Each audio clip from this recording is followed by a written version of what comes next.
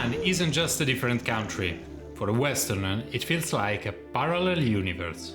It's a place where the future and the past collide daily, and the rules of society you've lived in by your entire life are suddenly flipped upside down. When you first arrive, the neon lights and sushi are exactly what you expect. But after a few days, you start noticing things, unspoken rules, strange paradoxes, and invisible boundaries. Today, we are diving deep into the 10 biggest culture shocks that completely blindside Westerners in Japan. Stick around for number 10 because it's a psychological shock that no guidebook ever prepares you, and it will completely change how you interact with Japanese people. Let's get into it.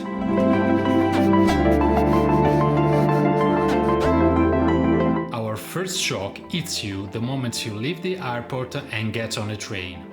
Tokyo is a metropolis of 37 million people, but it is eerily, almost aggressively quiet. In the West, public transport is a cacophony of loud phone conversations, people playing music and friends shouting over the noise. In Japan, talking on the phone on a train is considered highly disrespectful. Conversations are held in whispers, if at all. It is a surreal experience to be packed shoulder to shoulder with 2,000 people in a metal tube going 100 miles an hour, and the only sound you hear is the hum of the engine.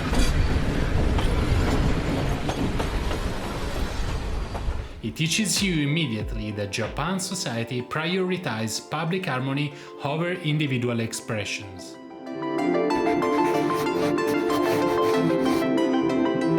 You have just finished your vending machine coffee and you look around for a bin.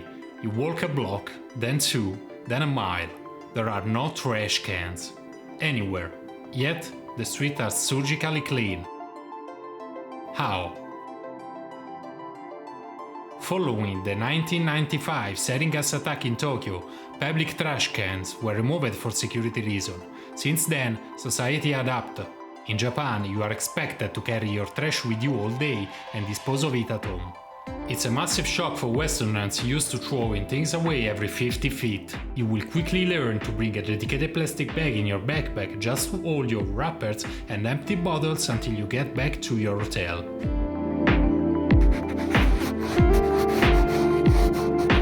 If you did this in London, Paris or New York, your laptop will be gone in under 10 seconds. In Japan, people use their smartphones, wallets and expensive bags to reserve tables at cafes while they wait in line to order. The level of safety in Japan is so extreme it feels like a prank. You will see a 6-year-old children taking the subway across the city by themselves. You will see bicycles left unlocked outside grocery stores. As a Westerner, your ingrained paranoia slowly melts away, replaced by a profound sense of trust in your fellow citizens.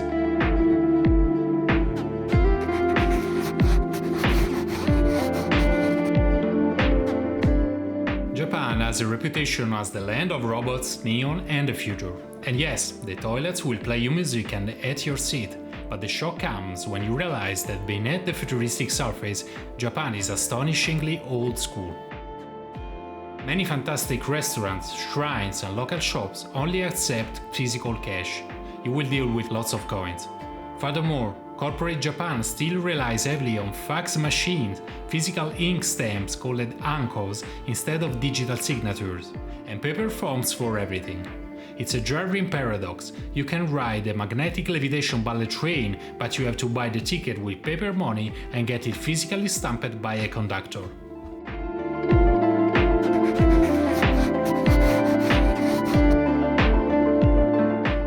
Remember how you had to carry your trash all day? Well, getting rid of it at your accommodation is the next hurdle.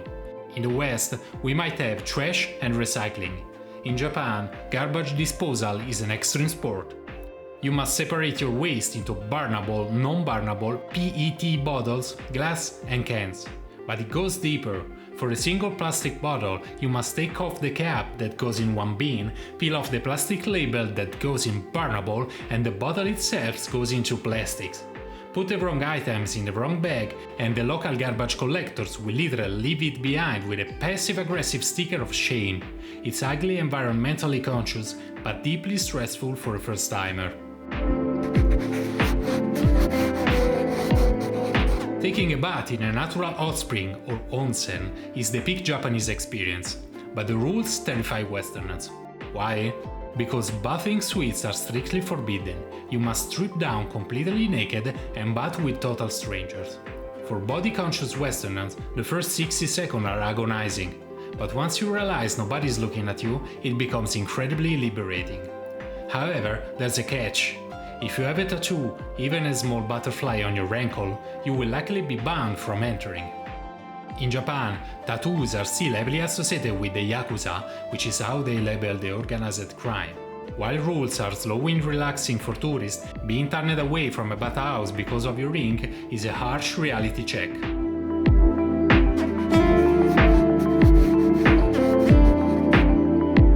US or Europe, a convenience store is where you buy stale chips and bad coffee at 2 a.m. In Japan, the konbini, like 7-Eleven, Family Mart or Lawson, is the literal cornerstone of society. It is a culture shock of pure joy. The food is actually fresh, delicious, and restocked multiple times a day. You can buy a gourmet egg sandwich, a clean pair of underwear, dress shirts, premium whiskey, pay your taxes, book concert tickets, and send a suitcase to the airport, all at 3 in the morning. Once you experience the Japanese konbini, Western convenience store will forever feel like an insult. Walk into the basement full hall of any Japanese department store and you will find the fruit section. But these aren't groceries, they are jewelry. You will see perfectly square watermelons, strawberries the size of a tennis ball, and cantaloupes resting on silk pillows, costing upwards of $100 each. Westerners are baffled. Who buys a $100 melon? The answer lies in the deep Japanese culture of gift giving, or zoto. These fruits are cultivated with obsessive care, often massaged and given individual heads to protect them from the sun.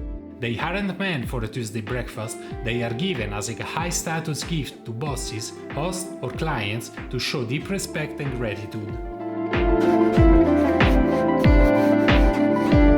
Omotenashi translates roughly to Japanese hospitality, but that word doesn't do it justice.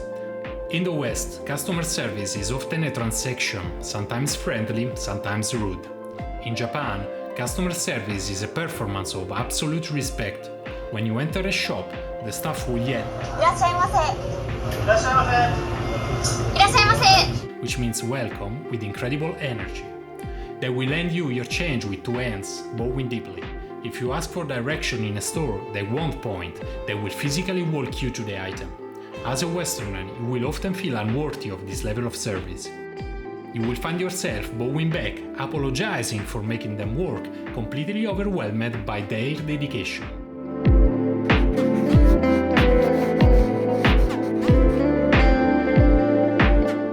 And finally, number 10, the deepest shock of all. It is not about food or trains, it's about the human mind. It is the concept of onne and tatemae. Tatemae is the public face.